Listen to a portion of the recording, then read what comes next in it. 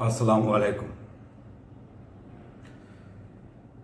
বাংলাদেশের অন্যতম শ্রমবাজার হচ্ছে মালয়েশিয়া। দেশটিতে 8,09,098 জন বাংলাদেশি বৈধ শ্রমিক রয়েছে। এছাড়াও অবৈধভাবে অনেকে রয়েছেন। তা বৈধ অবৈধ মিলিয়ে অনেকে ধারণা করেন যে 10 থেকে 11 লাখ শ্রমিক মালয়েশিয়াতে রয়েছে, যারা নির্মাণ কাজ সহ বিভিন্ন সেবা খাতেও কাজ করেন। এই দেশটি বাংলাদেশের রেমিটেন্সের জন্য অত্যন্ত একটি গুরুত্বপূর্ণ দেশ এবং বাংলাদেশের যতগুলো বন্ধুরাষ্ট্র রয়েছে মালয়েশিয়া অন্যতম একটি। আপনারা হয়তো সম্প্রতি জেনেছেন যে সেই মালয়েশিয়াতেই মধ্যপ্রাচ্য ভিত্তিক উগ্রবাদী সংগঠন ইসলামিক স্টেট বা আইএস, সেই আইএসের সঙ্গে জড়িত থাকার অভিযোগে 36 বাংলাদেশি শ্রমিককে গ্রেপ্তার করেছে মালয়েশিয়া পুলিশ। এদের মধ্যে 5 জনের সরাসরি আইএসের সঙ্গে সম্পৃক্ততার প্রমাণ পেয়েছে মালয়েশিয়া পুলিশ এবং তারা অর্থ সংগ্রহ করে মধ্যপ্রাচ্যের সেই আইএস সংগঠনকে অর্থায়ন করত এবং বাংলাদেশেও আইএসের যে সংগঠন রয়েছে তাদেরকে অর্থ দিত বলে মালয়েশিয়ার আইজিপি শুক্রবার একটি সংবাদ সম্মেলন করে জানিয়েছেন যে তারা হোয়াটসঅ্যাপ, টেলিগ্রাম সহ বেশ কয়েকটি গ্রুপে আইএসের সঙ্গে যোগাযোগ রক্ষা করত এবং নিজেদের মধ্যেও যোগাযোগ রক্ষা করত। ক্রিপ্টোকারেন্সির মাধ্যমে তারা আইএসের অর্থায়ন করেছিল।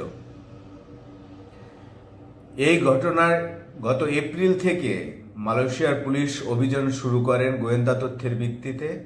গত পরশুদিন তারা এই 36 বিদেশি নাগরিককে আটকের কথা প্রথমে জানায়। এরপর তাদের দেশ নিশ্চিত হওয়ার পর শুক্রবার পুলিশের মহাপরিদর্শক মালয়েশিয়ার তিনি ব্রিফিং করেন এবং সাংবাদিকদের জানান এই ঘটনাটি আন্তর্জাতিক গণমাধ্যমে ব্যাপক প্রচার হয়েছে। মালয়েশিয়া পুলিশ জানিয়েছে যে এই 36 জনের মধ্যে 5 জনের সরাসরি সম্পৃক্ততা এবং 16 জনের আরো বিষয়ে তদন্ত করছেন তারা এবং 15 জনকে পর্যায়ক্রমে বাংলাদেশে ফেরত পাঠিয়ে দিবেন।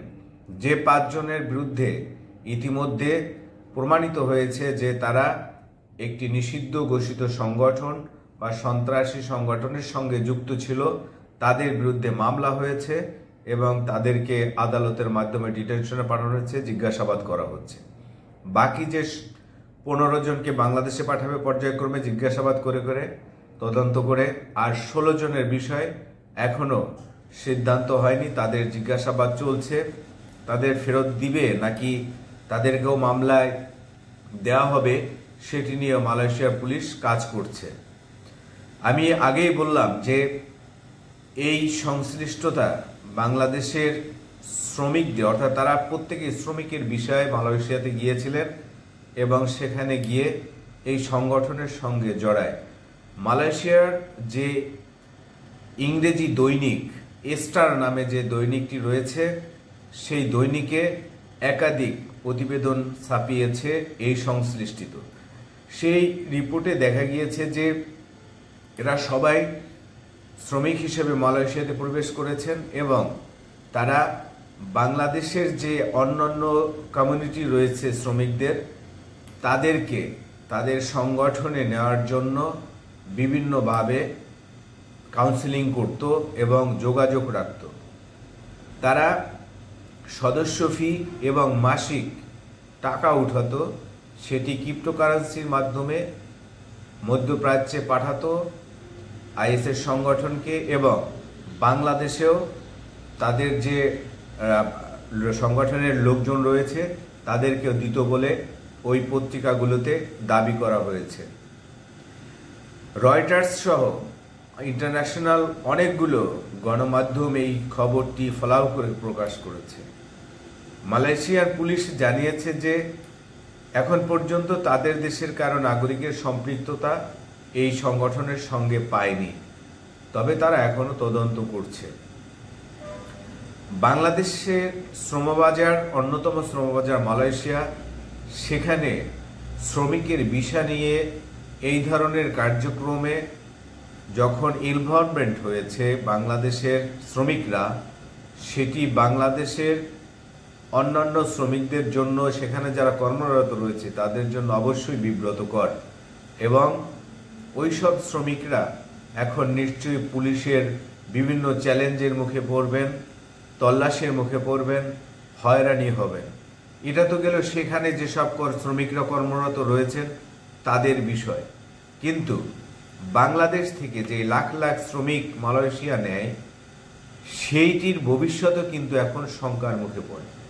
যদি সত্যি সত্যি চূড়ান্ত তদন্তে এই রকমের কিছু দেখা যায় যে আইএসের সঙ্গে ঘনিষ্ঠভাবে বাংলাদেশের শ্রমিকদের জড়িয়েছে, তাহলে দেখা যেতে পারে যে বাংলাদেশে এই শ্রমবাজারে এর প্রভাব, ক্ষতির প্রভাবটাই পড়বে। ইতিমধ্যে শুক্রবার রাতে মালয়েশিয়া থেকে ওই 36 জনের 3 জনকে দেশে পাঠিয়েছে। তাদেরকে হযরত শাহজালাল আন্তর্জাতিক বিমানবন্দর থেকে পুলিশ, বাংলাদেশের পুলিশ হেফাজতে নিয়েছে, তাদের জিজ্ঞাসাবাদ করছে। প্রবাসী কল্যাণ যে মন্ত্রণালয় রয়েছে বাংলাদেশে, সেটির আপনারা জানেন যে উপদেষ্টা আসিফ নজরুল সাহেব, তিনি গণমাধ্যমকে জানিয়েছেন যে ওই 3 জনকে জিজ্ঞাসাবাদ করা হচ্ছে, তাদেরকে আরও জিজ্ঞাসাবাদ করা হবে। এই বিষয়টি নিয়ে মালয়েশিয়ার ঊর্ধ্বতনদের সঙ্গে, অর্থাৎ সরকারের ঊর্ধ্বতনদের সাথে বাংলাদেশ সরকারের ঊর্ধ্বতনদের কথা হচ্ছে, যোগাযোগ হয়েছে। 2 দেশ একসঙ্গে এই বিষয়ে কাজ করার কথা বলেছেন। তবে আসিফ নজরুল সাংবাদিকদের প্রশ্নের জবাবে তিনি শঙ্কা প্রকাশ করেছেন যে এর খারাপ প্রভাব তো অবশ্যই পড়তে পারে। এছাড়া আমরা দেখেছি গতকালকের পররাষ্ট্র উপদেষ্টা তিনিও এটি নিয়ে কথা বলেছেন এবং তারা বলছেন যে মালয়েশিয়া থেকে, তিনি বলেছেন যে মালয়েশিয়া থেকে তারা যে তথ্য পাবেন সেগুলো বিশ্লেষণ করবেন, পাশাপাশি বাংলাদেশের পক্ষ থেকে ওই স্বরাষ্ট্র মন্ত্রণালয় এই বিষয়টি তদন্ত করবে। বাংলাদেশের রেমিটেন্সের অন্যতম উৎস হচ্ছে এই শ্রমিকরা, যারা মাথার ঘাম পায়ে ফেলে বিশ্বের বিভিন্ন প্রান্ত থেকে এই রেমিটেন্স পাঠান।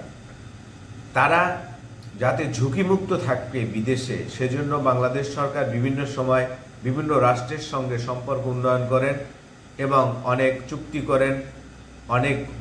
অনেক দেশের সঙ্গে বাংলাদেশের সম্পর্ক উন্নয়নের জন্য বিভিন্ন দিক তারা বিশ্লেষণ করে সম্পর্ক উন্নয়ন করেন। কিন্তু এই ধরনের ঘটনা, অর্থাৎ একটি আন্তর্জাতিকভাবে নিষিদ্ধ একটি সংগঠন, যাদেরকে সন্ত্রাসী সংগঠন বলে বিশ্বব্যাপী স্বীকৃত এবং সবার কাছে সমালোচিত, সেই সংগঠনের সঙ্গে বাংলাদেশের শ্রমিকদের এরকমের সম্পৃক্ততা বাংলাদেশের আসলে ইমেজ সংকটে পড়ে। এটি শ্রমিকদের বোঝা উচিত এবং সেখানে গিয়ে, অর্থাৎ শ্রমিক বিষয়ে তারা গিয়ে তারা এই ধরনের কার্যক্রমের সঙ্গে যুক্ত হয়েছে, এটি আরও ভয়ঙ্কর। আমরা দেখেছি যে আমাদের পার্শ্ববর্তীদের ইন্ডিয়ার গণমাধ্যমগুলো এটি নিয়ে একাধিক প্রতিবেদন তারা প্রকাশ করছে এবং তারাও এই শ্রমবাজারের, অর্থাৎ শ্রমিক বিষয়ে গিয়ে সেখানে যে বাংলাদেশের শ্রমিকরা সন্ত্রাসী সংগঠনের সঙ্গে যুক্ত হচ্ছে, এটি তারা বারবার এস্টাবলিশ করার চেষ্টা করছে এবং এটি বড় করে ছাপাচ্ছে। এতে বাংলাদেশ থেকে আসলে শ্রমিক নেওয়ার জন্য শুধু মালয়েশিয়ায় ঘটনা ঘটছে সেটাই নয়, মালয়েশিয়ার মতো যারা অন্যান্য যেসব দেশ রয়েছে বাংলাদেশ থেকে যারা শ্রমিক নেয়, তারাও এই খবর নিশ্চয়ই এতক্ষণে জেনে গেছেন। এই যে আপনারা জানেন যে জাপান অনেক শ্রমিক নেওয়ার কথা রয়েছে, এছাড়াও ইউরোপের কিছু কিছু দেশে বাংলাদেশের থেকে শ্রমিক নেওয়ার কথা আমরা শুনেছি, আলোচনা হচ্ছে।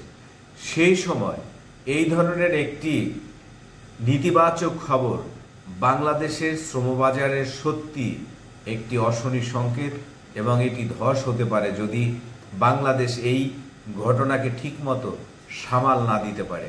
বাংলাদেশের সরকারের পক্ষ থেকে ইতিমধ্যে বলা হয়েছে যে তারা এই বিষয়টি সিরিয়াসলি নিয়েছেন এবং দোষীদেরকে তারা আইনের আওতায় এনে সর্বোচ্চ শাস্তি নিশ্চিত করবে, যাতে ভবিষ্যতে এই ধরনের কর্মকাণ্ডে কেউ না জড়াতে পারে। কিন্তু যা ঘটে গেছে সেটি আসলে কিন্তু খুবই বাংলাদেশের শ্রমবাজারের জন্য একটি বিপজ্জনক এবং শঙ্কার জায়গা তৈরি হয়েছে। এই জায়গাটি এখন সরকার কিভাবে ওভারকাম করে, এজন্য অবশ্যই সরকারকে কঠোর হস্তে মালয়েশিয়ার সঙ্গে যৌথভাবে কাজ করতে হবে যে এই ধরনের ঘটনা, এই ধরনের অপরাধের সঙ্গে আর কেউ জড়িত আছে কিনা তাদেরকে দেশে, বাংলাদেশে এবং দেশের বাইরে যদি কেউ থেকে থাকে তাদেরকে খুঁজে বের করে আইনের আওতায় আনলে হয়তো বা অন্যান্য দেশের যারা বাংলাদেশ থেকে শ্রমিক নেয় তারা কিছুটা আশ্বস্ত হতে পারেন। সেই কাজটি যদি বাংলাদেশ এই মুহূর্তে করতে পারে তাহলে সেটি হবে বাংলাদেশের জন্য ভালো। আজকের এ পর্যন্ত, সবাই ভালো থাকুন, আল্লাহ হাফেজ।